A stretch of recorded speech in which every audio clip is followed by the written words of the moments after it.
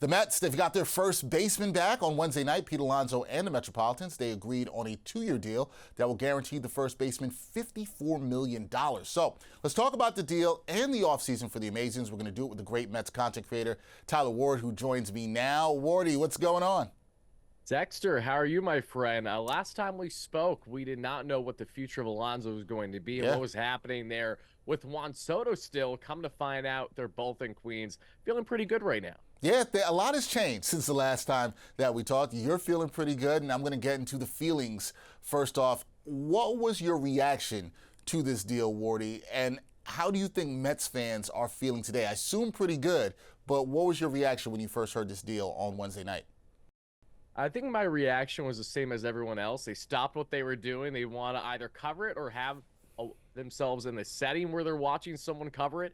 And I think more than anything, everyone was relieved at the end of the day, right? For me personally, I fully expected Alonso to find himself back with the Mets, and we'll expand on that in a second. But for the Mets and for the fans, this was something that felt vital. It felt like the Mets were a Pete Alonso piece away. So to finally have him back after what was an exhausting negotiation, as their owner Steve Cohen said it himself, is telling of just how much the Mets still wanted Alonso back in the end, and how much the fans certainly knew how important it was to bring back Alonso for at least the 2025 season. Oh, it was absolutely important. You know, the fans wanted him back. I know you wanted him back.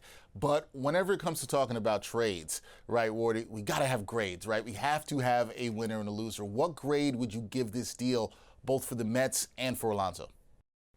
Okay, so for the Mets, I'm going to give them an easy A, and that's all thanks to David Stearns and Steve Cohen. Steve sat back in these negotiations and let David Stearns do what he hired him to do when Steve Cohen initially wanted to hire the guy when he first became owner 4+ years ago.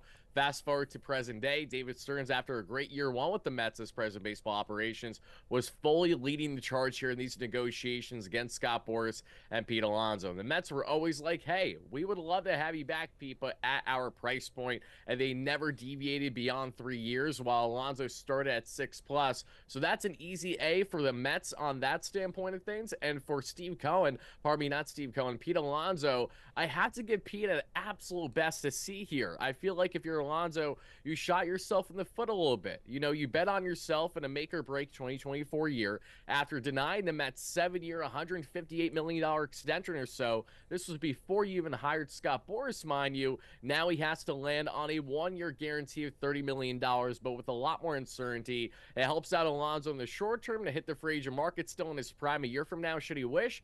But at the same time, he could have found himself with more of a long-standing term where he otherwise is not going to get from everyone else that we saw in the free agent market this past offseason. All right, so A for the Mets, a C for Alonso, and we probably will likely have to revisit this again next offseason, but a good deal for the Mets. Now, the other part of this, Tyler, is the fact that the Mets, this helps their lineup, obviously, right? How crucial is it that the Mets now have protection for Juan Soto in their lineup?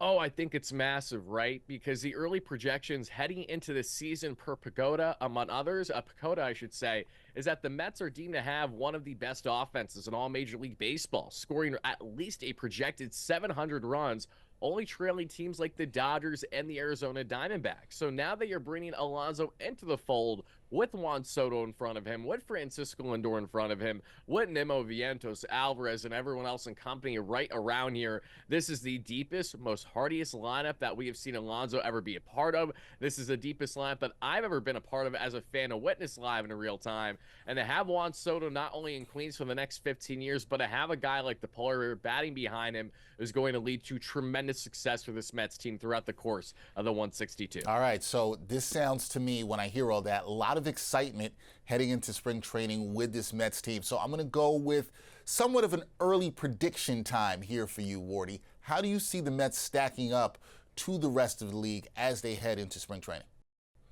Yeah, as things currently stand now that Alonso's back in the fold, I think right now the Mets have arguably the second best offense in all the National League, if not third. I think they are right in that three-headed monster of a mix between themselves, the Dodgers, and the Braves. And this is not to discredit the Phillies, the Padres, and other fantastic teams coming out of the National League. But when you look at the lineup configuration, the Mets having 6 to 7 batters of quality in this lineup that can give you 25+ home runs, and I'm going to bunch in Winker and Martinez Marte together there at the DH position, and Alvarez bounce back here feels inevitable. All these reasons are why I feel as confident as I do in the Mets. And out of the National League against some of their big foes, they have as great of a chance as ever to go toe-to-toe and at least get back to where they were this past season, just a couple games shy of the dance against the Yankees. All right, exciting times for the New York Mets.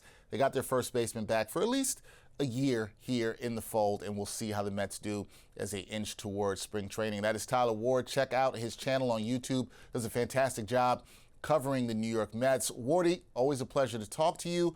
Glad it was on happy terms, and we will talk again soon down the road. Dexter, I hope the next time we talk, a lot more big splashes have happened in Mets land, just like it happened the last time from the previous time that we spoke. Thank you so much again for having me on. Let's go Mets. Anytime, my man. Thank you.